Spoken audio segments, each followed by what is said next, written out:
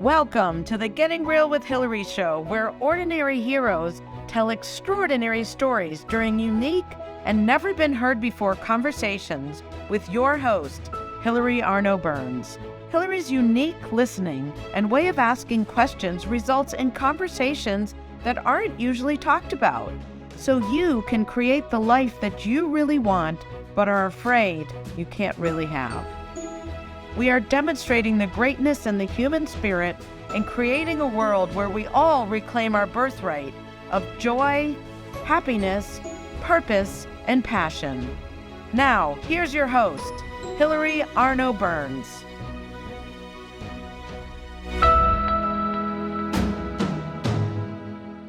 Welcome to the Getting Real with Hilary show, and today we have a very special guest.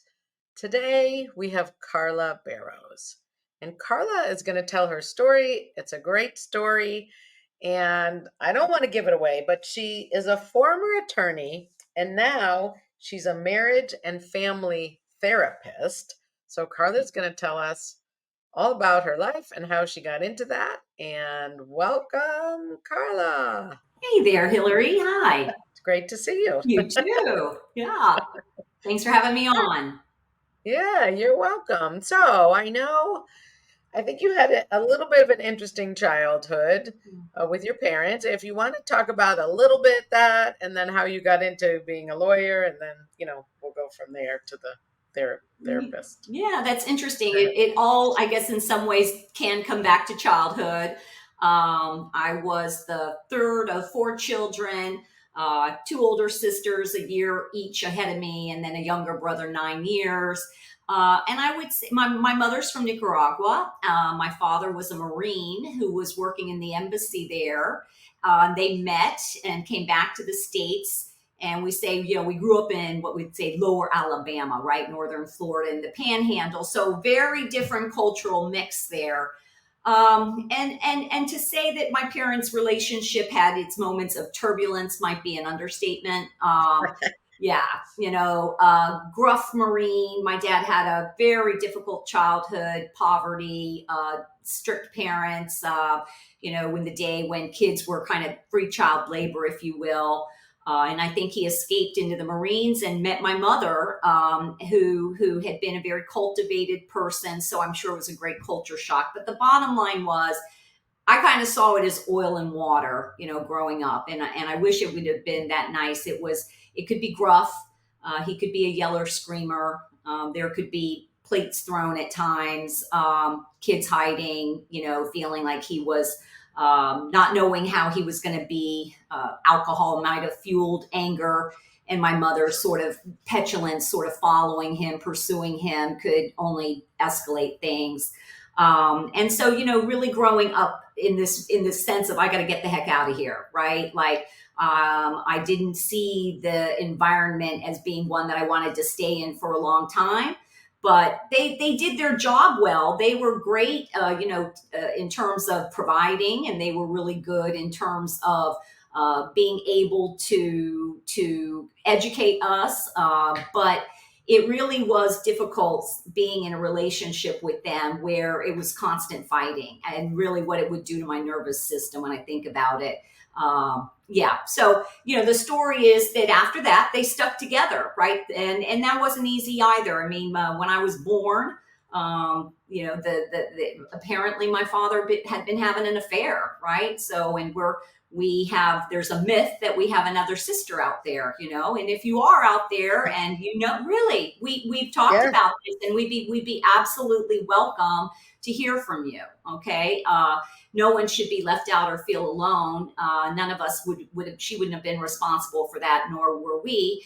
But, when at that time they were very young, my parents, and my father was overwhelmed with the number of kids and just not really settled into life. And, we could feel it. So did he stick with the Marines, or did he get like a different job in lower Alabama?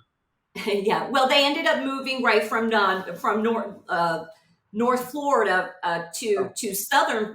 It's more like mid Florida, Fort Pierce, Florida, and he was a fireman for many, many years, and an accomplished one. He became the captain of the fire department, and after 3 Mile Island, after the nuclear fire became an area of specialty, and he ended up retiring from Florida Power and Light many years later as a manager. But they had a rocky relationship throughout. My dad was a golfer, a bit of a gambler, a bit of a drinker, maybe a bit more than a drinker. And my mother carried us a lot of the way. My vision of her was that it was submissive. I viewed that as being somebody that was too conciliatory. I tended to want to identify with my dad, like, who doesn't want to have the power around? But they made it, and I would say that it was commitment to family, not necessarily to each other, that had them through thick and thin make it for 33 years. And after 30, yeah, right, 33 years, neither of them were college graduates. And all of, except my second sister did not graduate college, but the rest of us did. And, they're proud of each and every one of us. But it was really that time where my mother had just retired, and she had actually reintroduced my father to someone that they knew from his childhood. And he ended up going away with that woman and marrying her. Oh. Yeah. Yeah. What did your mom retire from? What did she do? She was a banker for many years, and so she retired from banking. But then once the divorce occurred, she was there like, what am I going to do now? She was in a different financial situation. She was not expecting that at all. And she ended up getting one of the best jobs of her life. She ended up going into translating. So she worked in the court system as a translator for, oh gosh, from the time she was about 60 something till we joke, I think she may have retired at 79. She was probably still taking a couple of cases on the side. Yeah. And my dad, he went off. He ended up moving to the Georgia area, and he was married for a bit, but that relationship didn't work out. And the good news from there was that he went into recovery. And I would call it like both alcohol recovery and spiritual recovery. And during those years, I think he really saw that how he had not had the tools he needed as he grew up, and that he didn't really do the family right because of that. And it was important to him to make amends. So he eventually made his way back down from Georgia to Fort Pierce, Florida. And my brother at the time had a son who was on the autistic scale. And my dad needed a place to stay. He was, not doing well financially. We said, all right. But he ended up living with my mom. So here they are. They got divorced after 33 years. And eventually they're going to make their way living together again in order to be able to help my brother. Right. But the joke is, and how it kind of all ties into what we'll talk about a little bit later, is, for years when they were fighting and arguing with each other, I would just say, why don't you get divorced, right? Like, why put us through this? Just get divorced. But that wasn't in the cards. Not until, after 33 years of marriage. And I'm the one that went into therapy, right? No one else. I'm the one that goes into therapy. So, and you mean as a patient, or as a your work as a patient? No, not at that time. So what happened was, backing up a bit, as I'm growing up, and all I can think of is getting out of the house, I go off to New Orleans, go to school there. For college. I had given up a scholarship because I wanted to go to New Orleans. That was the place to go. So I went, and I studied there. I was a communication major. I wanted to be Barbara Walters. I wanted to do what you're doing now, right?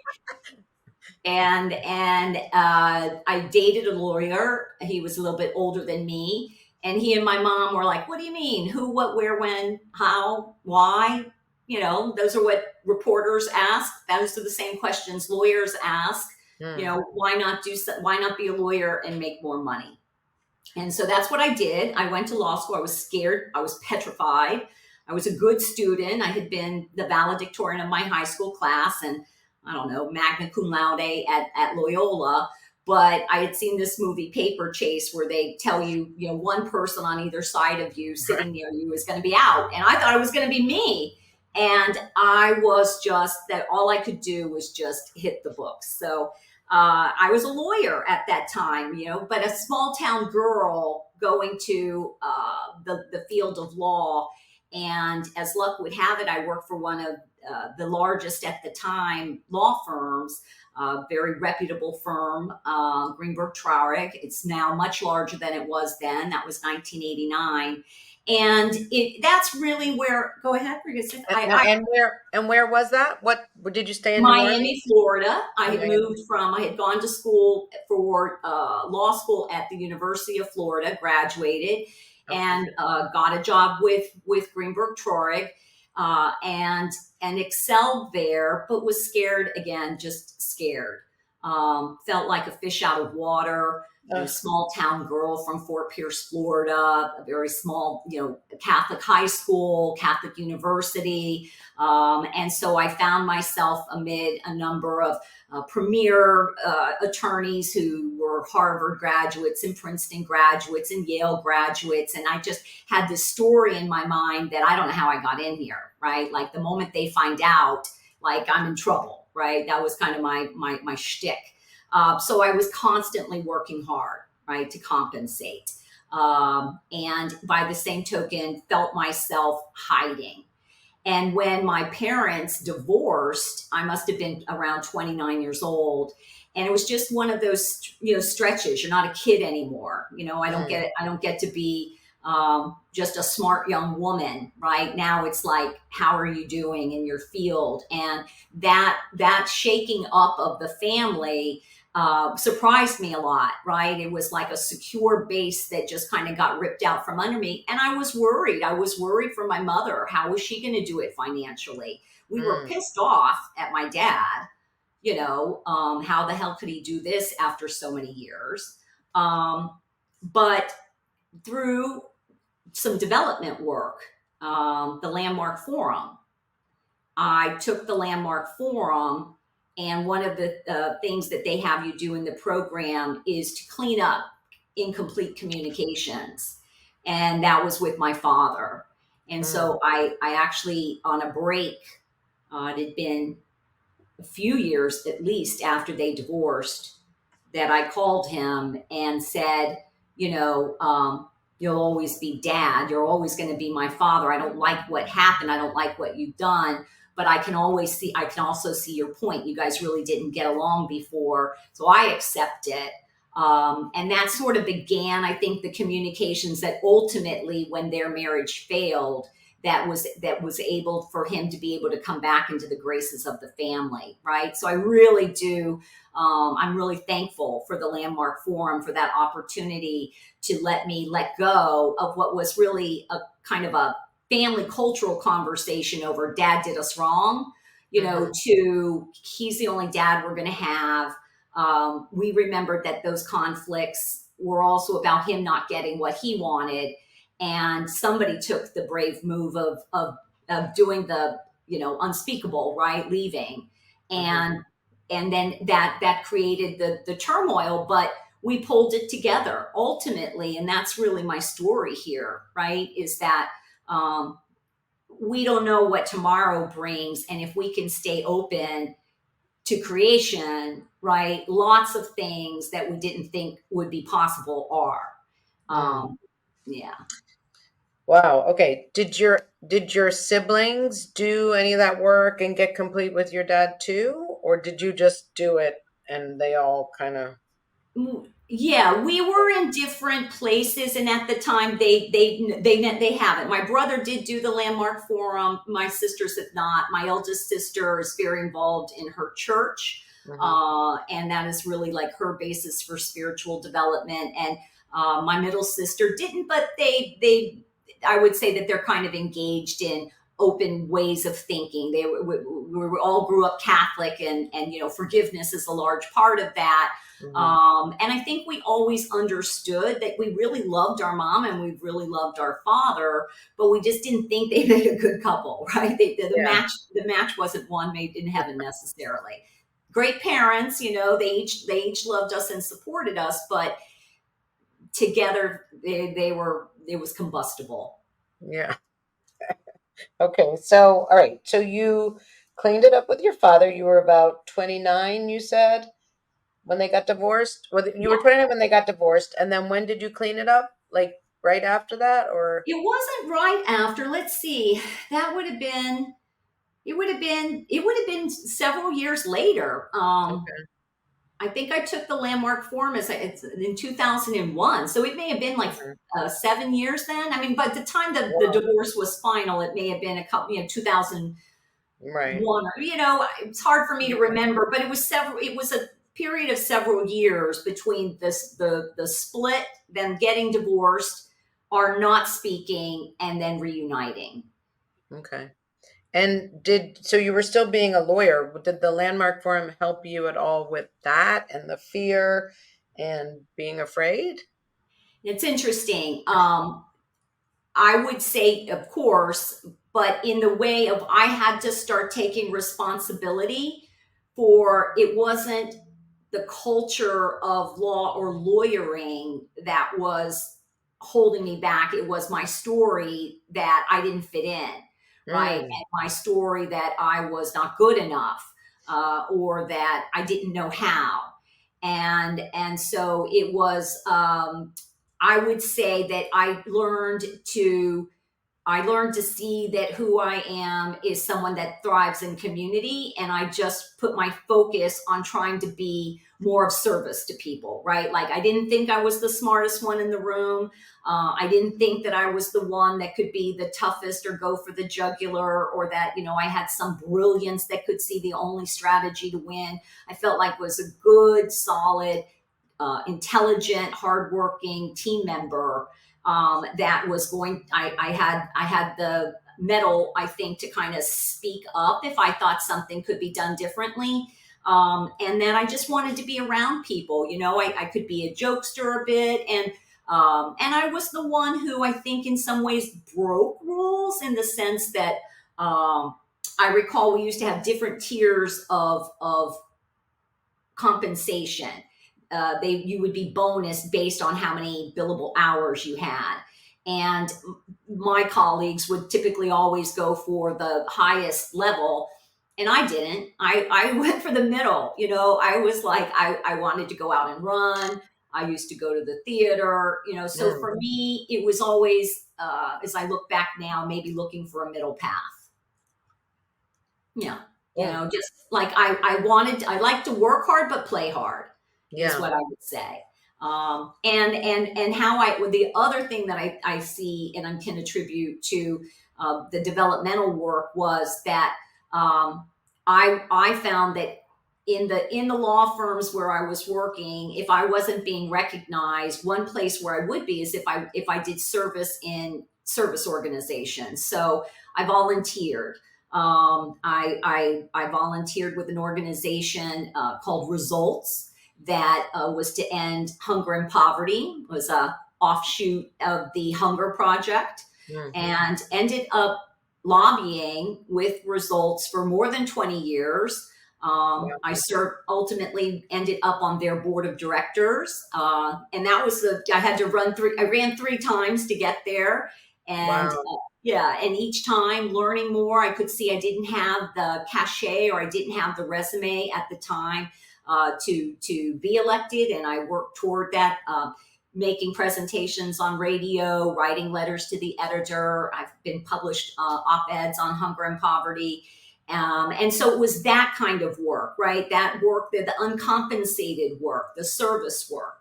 Hmm. I felt like we learned to do 60-second elevator speeches, right? What you might Hmm. call the vivid share. And Yeah. and so if you don't think that makes you a better lawyer, right, in response to a judge, it did. And also there was so much, the appreciation, right? Because, people were being helped that otherwise wouldn't be. And so that was the part that could warm my soul. That was the part that Mm. gave me confidence that even if I wasn't in the uber rational world, the biggest shining star, that I felt at home and with family and community in my service world. So there was results, and I served with legal service organization. And over those 25 plus years of practicing law, served on the boards and worked with as a mentor for teens. So I had a young woman who was the survivor of abuse and who left her home country of Honduras, had one of those treacherous 2-year travel stints to the US. And when she eventually was granted asylum here, she went into foster care. And she and I met, and we were together for 4 years, and it was lovely. She and I still keep in touch. She's married now with 2 kids and lives in the North Carolina area. And so with all of those, in those areas, that's where I felt that I was human. That's where I felt like my humanity was nurtured. And that gave me that confidence. I was in community. People knew me. I was appreciated. And that's the kind of stuff that had me boost my own esteem, right, in as being a lawyer. Wow. Okay. So, whew. Now I see you as, you were the valedictorian. Weren't you the homecoming queen? I was. And so I had a great year that year. I was also the gingham girl. And I don't know if you know what gingham is, right? Like that checkered, think of the milk dairy princess, right? With the bonnet and everything. Oh my God. Yeah. So, but now I know it doesn't matter, but to me, like you were the best. You were at the top. Now I know it's different. Then you go to college, and then you're with a whole bunch of tops, and then especially law school is probably. So is that why, even though you were the top at home, you felt that you weren't the top? Like, I think so. I think there was that part of hiding that my my parents were not professionals like that, that they weren't lawyers or judges, that they didn't have college degrees, that, I didn't know a lot about theater, and I didn't know, about some of the cultural aspects of life that I would later learn as an attorney. I may not have been as well read, and certainly hadn't traveled the world, right? Sure, I guess I'd been to Nicaragua, but I don't know that I'd been anywhere else out of the country. And so I think it was that, and also like that I had studied communication, but also was an English major, right? I studied at Loyola University, where it's very philosophical, and it's actually based a lot on inquiry, right? So we'd take interesting courses like the philosophy of law or the psychology of religion, and so I would be more of the bent that there was how interesting. I'd be curious about things. It was the 80s. It was with a lot of the civil wars in Latin America. And so I became closer again with my roots at that time. I did not speak Spanish at that time. When my father and mother came to the States from Nicaragua, my mother adopted an English only attitude. And so, I got curious again in college about speaking Spanish. But I didn't speak Spanish until many, many years later. And I think that at the law firms, I think that it was just that people seemed so confident and so assured, and they had the answers, and they could be, they were so perfectionistic. And, for me, it was like, when are we going to get out of here and play? Like, when do I get to go home and go for a run? And it's interesting too, one thing that we've seen lately in some studies regarding the attorney field is that in most professions, pessimism is it's not helpful in a career, and yet in the law it is. It's like privileged, okay? And so you're in a situation as a litigator, right? The framework is someone wins and someone loses. Even though like 99% of the time cases settle, right? Right. On some sort of an agreed upon terms. But from the get go, it's like us and them.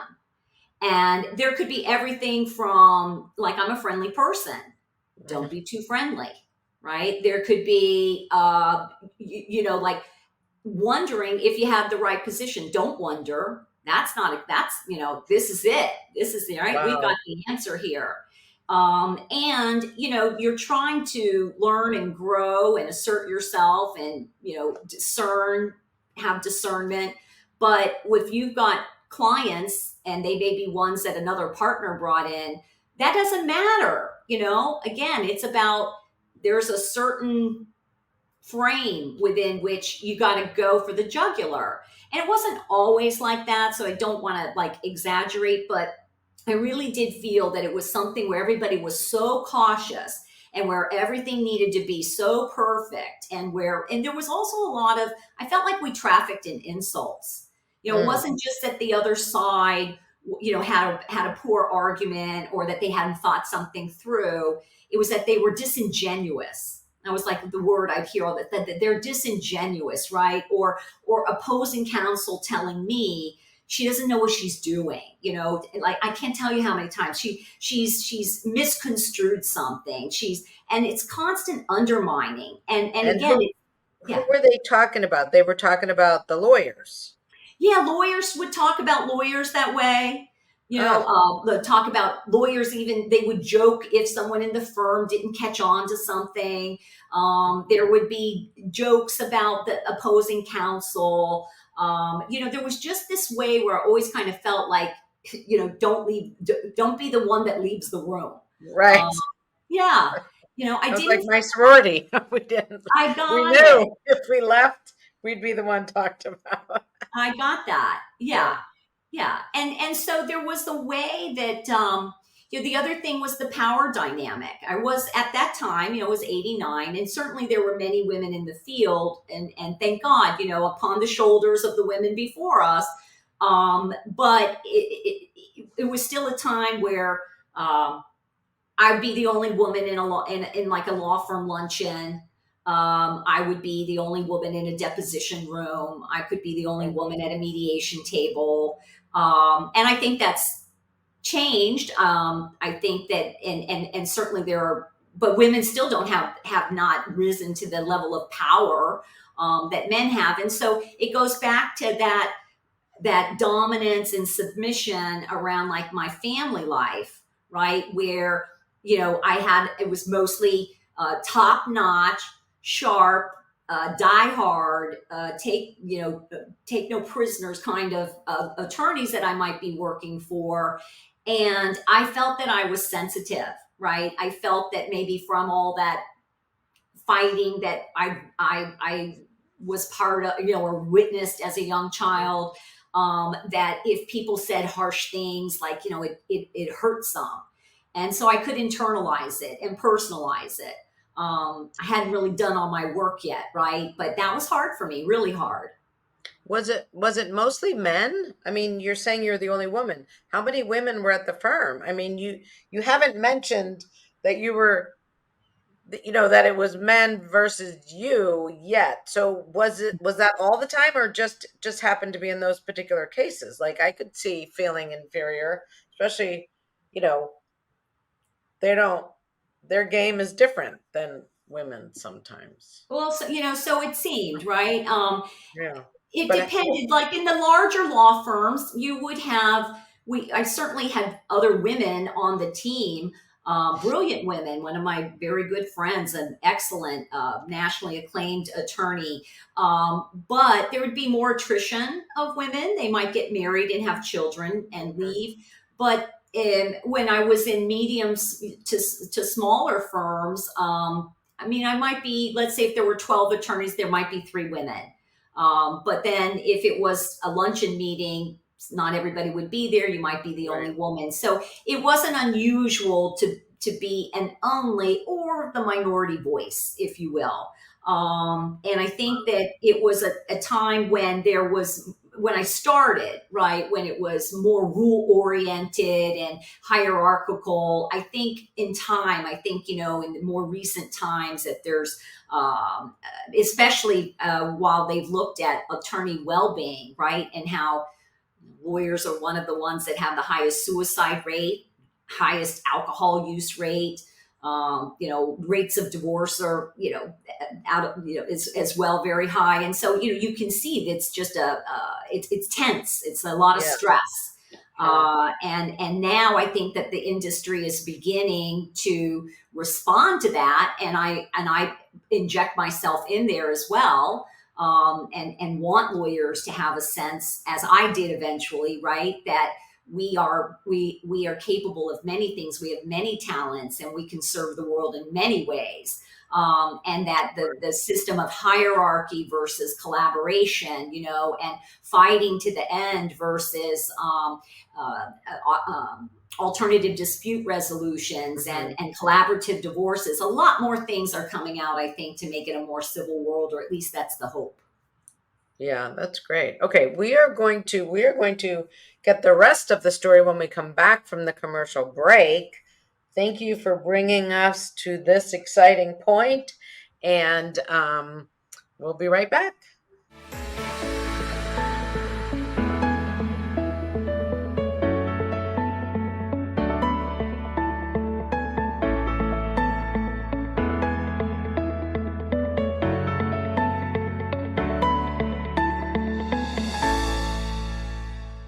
Has social emotional learning become just one more thing on your teachers' plates?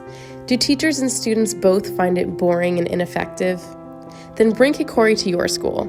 Kikori transforms classrooms through experiential SEL activities that help students play, reflect, connect, and grow. Even better, students say it's more fun than recess.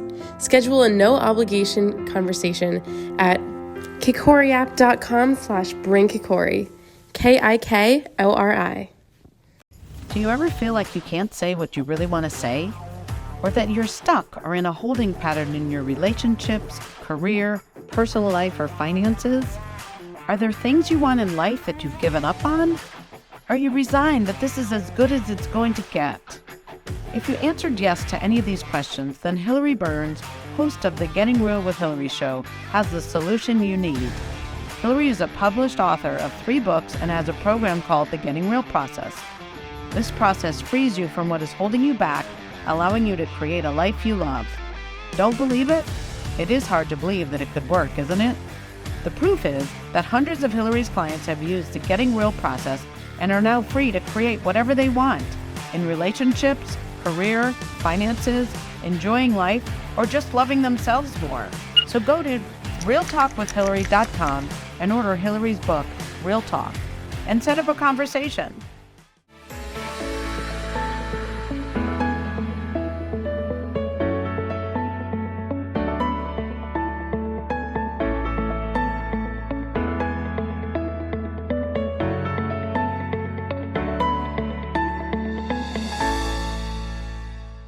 Welcome back to the Getting Real with Hilary show, and thank you as always to our sponsor, kikoriapp.com. If you want to bring experiential social emotional learning to your classroom or to your teams in business, go to kikoriapp.com and schedule an appointment. It will change your world. And as always, if you feel like you don't speak up and you'd like to be freer, go to realtalkwithhilary.com and schedule a time to chat, and let's get you free. And welcome back, Carla Barrow. All right, so in case people don't realize, with all the stress and all the worry, you did spend 27 years as a lawyer. So God bless you. It seems like, now this is my interpretation, I might be wrong, that your other work with results and with the legal service, fostering, mentoring, kept you sane. That was like your go-to while you kept going and kept getting your salary and stuff like that. Would you say that's right? And that's how you made it through so many years? I mean, that's crazy. Definitely that was a part of it. Like the part that would feed me that and give me nutrients of, joy, participation, camaraderie, service, but I really wouldn't have made it without therapy, right? Okay. I mean, like, part of it was dealing, I went to therapy after my parents divorced, as a young attorney, and I worked through over, several years, everything from understanding how it was that I saw identifying with the aggressor as a strategy that was better than being submissive, but I Wow. wasn't comfortable fully in that role, right? I mean, I'm actually a sensitive, sweet person. I want to be friendly. I want to know people. I want to hear your story. I want to hang out, right? And so it was that balance between, like, the masculine feminine that to be worked on. I needed to see that I had also been somewhat internalizing too much about taking care of my parents. I was an adult now and they're adults, and I didn't have to make them happy. I became a lawyer because my mother and my older boyfriend thought that was a better role for me, and it was a terrific role. It was they made a good choice for me, but right, but it was just something where I could see that I could be easily influenced. And I also saw in this, another thing I dealt with was the power and attraction, if you will, of narcissism, right? I mean, like, many very uh, stellar and charming attorneys, right, could also have a pull of their ego coming in the room before anyone else. I recall working on a case and getting a very good result. And one of the experts, who was an accountant, noticed that one of the partners with whom I worked didn't introduce me to certain people when we got in an elevator. And then I had noticed that there would be times where they would have relationships with other prominent attorneys or a judge or something, and they didn't go out of their way to introduce me. And I'm a person who believes in introductions. I believe in invitations. I believe in people being a part. I think connecting is the way that we support each other, and who in that realm was so important. And so it was things like that, noticing where I was giving up of myself and then complaining, and then realizing that the other person, they hadn't been challenged. I hadn't been doing it my way. So between therapy, getting me to see that nobody was going to tell me to leave my desk at a particular hour. That was up to me. Nobody was going to tell me that I could block them from interrupting my vacation. That was going to have to be me. And that is a way where I think that I started surprising people a little bit by not making the money my master, and by asking for things like a day off a month to go work with a public service organization as a perk that I wanted, that would keep me more engaged in the work I was doing. And so I think that in therapy, I also went back to therapy then when it was not working in relationship, right? I found myself perhaps engaged to my career. I did date some beautiful men, wonderful men, people that I would still consider friends. But I had, as I look back now, I always thought they were the ones that weren't committed enough. But what I see was that I didn't know how to grant enough space. I could be anxious and make demands and come across as a little too demanding, if you will. And so over time, I learned to just let people be. And I remember distinctly writing after one breakup that hurt a lot. If anyone isn't into me for whatever reason, no worries, turn 180 degrees and just let it be, and that was helpful. And eventually at 38, I did meet the man who I ended up marrying at 42, and to whom I still remain married. We've been married now, since 2006, so 17 years, and a strong relationship. He too was a graduate of EST and the Landmark Forum, and so I felt like he had a lot of ability to self-reflect and to power himself, and that he would always tell me we can make it through, and help me let go of worries. So it was interesting, this little thread of therapy that was there, that helped me along and helped me see myself as a unique human being, and that I wasn't the role that to which I subscribed, that I was my own self, my own human being. And then coupling that with the service work, right, where I felt like I was really making a contribution, where microcredit became more of a household word, and women could start small businesses with small loans. That's what we advocated for.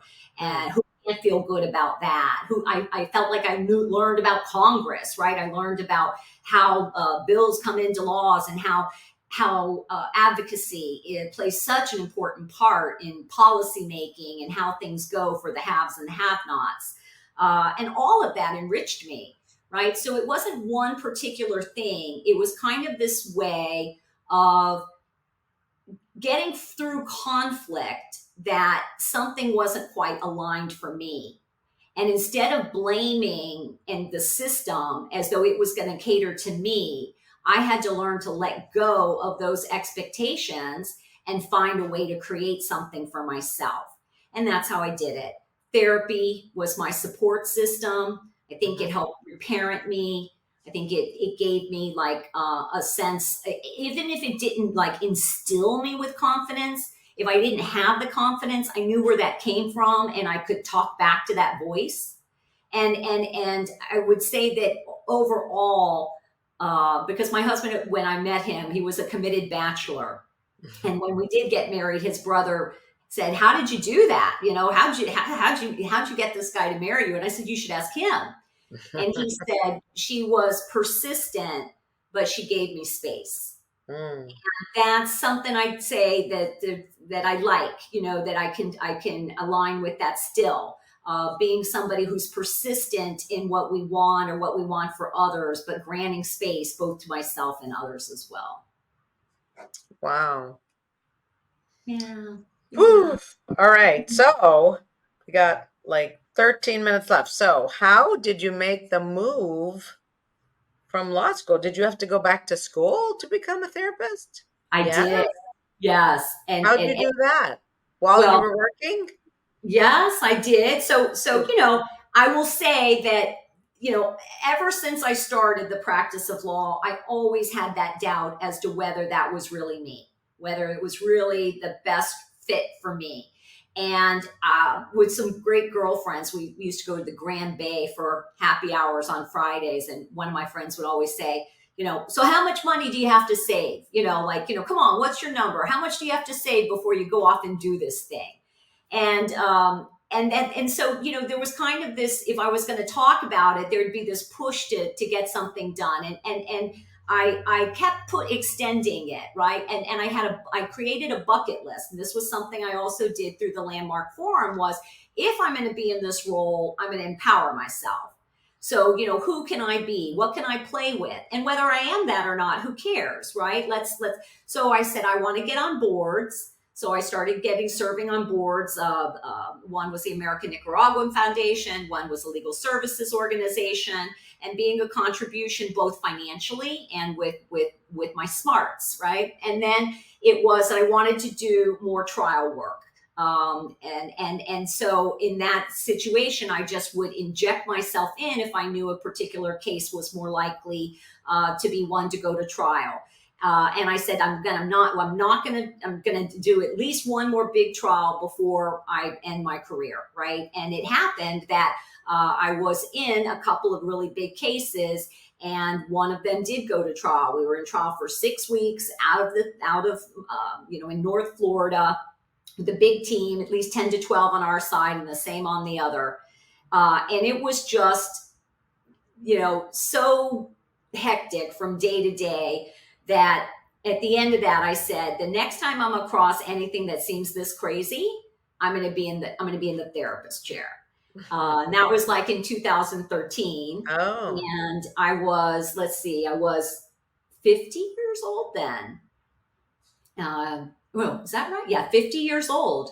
And the next year, I was at a conference, and we were declaring, what the year was going to be about. And I'm shouting to the other side of the room, "This is the year I changed my career." And it was in the conference was in San Francisco, the Conference for Global Transformation. Yeah. And on my way home, I stopped at California Institute for Integral Studies, and I started picking up literature because they had a psychology program, a master's in counseling, which is called integral counseling. And what I loved about that is that our school was one of the first to incorporate Eastern traditions into Western psychology. So it's a holistic approach, mind, body, spirit, an integrated approach, where it's they ask you, the therapist, who are you? Who are you going to bring to the chair, right? And having you look at the person and the individual from a multicultural perspective, really understanding the uniqueness of people. And that fits so well. So boom, I ended up, I say, don't do it like me, have your own midlife crisis. I warn you not to do it like me, because I did work. I continued to work 3/4 time. And I was able to leave once a month to fly out on a Thursday evening and return on a Monday. And I was in school all day Friday, Saturday, Sunday for 3 years. So I made 63 trips back and forth. And that was how I entered into the transition from attorney to being a therapist. And it was such, even to this day, I'm so thankful because it was not easy. And one of the things I really had to do, and I'm still doing, right, is shedding ego of that identity of the one with the high six-figure salary, of the person who can walk in and just say you're an attorney, and all of a sudden, there's a certain level of prestige or listening that you're granted, of the person that could, just have what I wanted without much thought about it.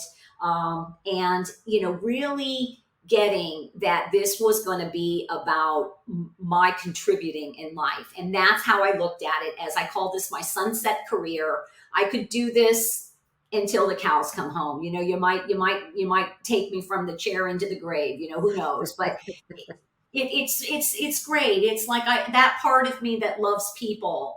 And yet, as what I call myself, the integral therapist, that is the name of my company, because I integrate. So as an attorney, as a litigator, I'm used to listening to two sides. I work primarily with couples, right?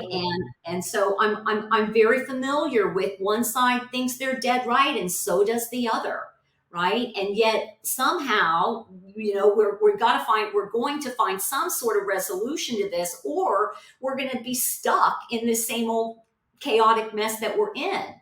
And so I found that, and then like my business experience, my financial experience, being able to ask people to follow their stories. I work a lot with busy professionals. I have attorney clients. I have business women and businessmen who have things that pressure them that aren't just their family, friends, relationships, but their careers and world events and what have you. And so I feel so blessed. And coming to the career as an more senior person, I think has also been beneficial. And it's something I want to tell people who are thinking about life transitions. I work with people through life transitions, is that, I think at our age, I think we're ripe.